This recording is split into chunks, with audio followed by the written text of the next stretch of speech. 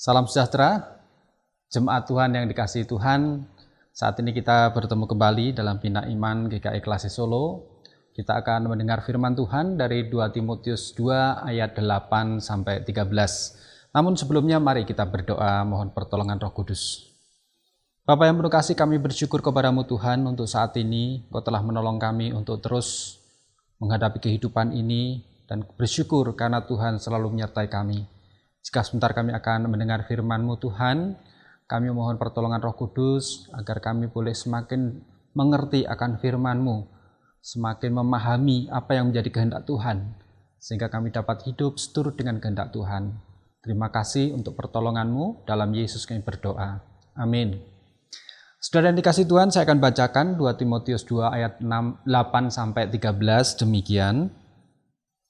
Ingatlah ini, Yesus Kristus yang telah bangkit dari antara orang mati, yang telah dilahirkan sebagai keturunan Daud, itulah yang kuberitakan dalam Injilku.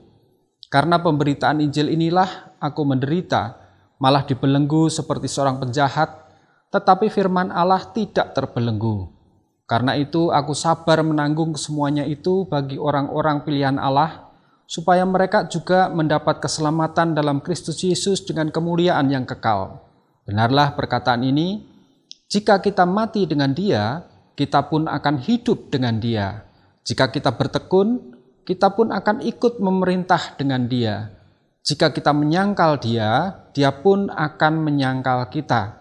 Jika Ia tidak setia, Dia tetap setia, karena Dia tidak dapat menyangkal dirinya. Demikianlah bacaan firman Tuhan pada hari ini. Saya mengambil judul Tetap Setia, karena Yesus setia. Saudara, kita belajar dari Rasul Paulus, dari perikop ini, bagaimana Paulus mengalami penderitaan di dalam hidupnya.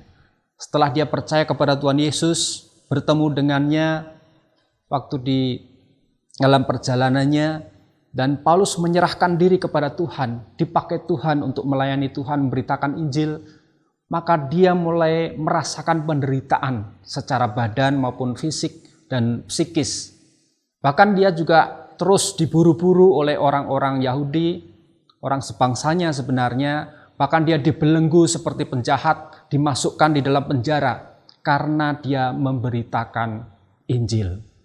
Yang diberitakan adalah Yesus Kristus yang telah bangkit, lahir dari keturunan Daud. Itulah yang diberitakan oleh Paulus. Dan dia konsisten dengan apa yang diberitakan ini. Sehingga Paulus tetap memberitakan dengan kekuatan yang dari Allah. Paulus sabar menanggung semuanya itu karena dia berharap semakin banyak orang yang mengenal Allah. Dia melakukan itu karena dia tahu banyak orang-orang yang dipilih Allah untuk menjadi anak-anak Allah. Dia ingin semua orang mengenal Kristus hingga akhirnya mereka menerima keselamatan di dalam Yesus Kristus. Paulus sendiri menyadari betapa kehidupan sebelumnya penuh dengan dosa. Dia yang dulu memburu-buru orang-orang yang pengikut Kristus, bahkan membawa mereka ke mahkamah agama, ada juga yang dibunuh. Tetapi setelah berjumpa dengan Tuhan Yesus, maka Paulus bertobat dan dia terus hidup di dalam penderitaan, tapi ada sukacita karena dia telah menemukan Kristus, dan sejak itulah dia terus memberitakan kasih Tuhan. Saudara, kita pun juga tidak luput dari dosa.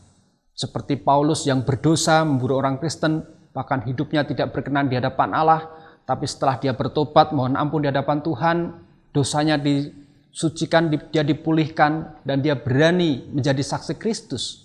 Maka kita pun orang yang telah berdosa, pada saat kita diselamatkan oleh Tuhan Yesus, pada saat kita mengakui dosa kita, maka kita telah dibenarkan oleh kasih Allah. Sehingga apa yang ada dalam kehidupan kita adalah kita menjadi ciptaan baru yang terus berpadanan dengan firman Allah. Dan saat ini pun dalam kehidupan ini kita masih sering berbuat dosa. Tetapi syukur kepada Allah bahwa Allah memberikan pengampunan kepada kita. Dan dari perikop ini kita belajar dari Rasul Paulus untuk tetap setia memberitakan kasih Allah. Apakah kita saat ini juga hidup kita sudah menjadi berita bagi lingkungan kita? Apakah hidup kita melalui sikap, perilaku, tutur kata, itu sudah menjadi berita Injil bagi orang-orang sekeliling kita? Hari ini saudara yang dikasihi Tuhan, selain melalui perkataan, mari kita jadikan hidup kita berita Injil. Hidup kita menjadi kabar baik bagi orang-orang di sekeliling kita.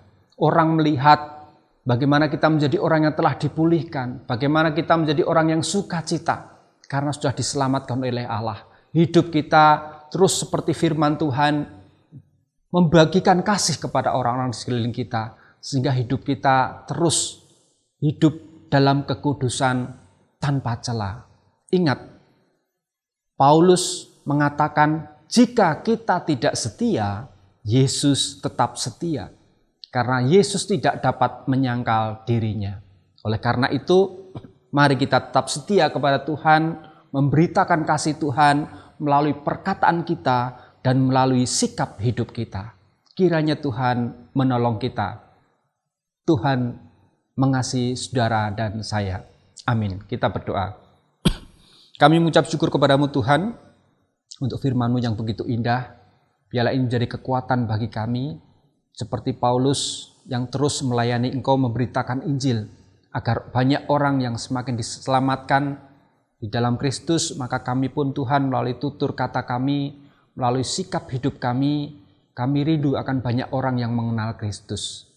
Biarlah Engkau menolong kami agar hidup kami terus menjadi berkat bagi orang-orang di sekeliling kami.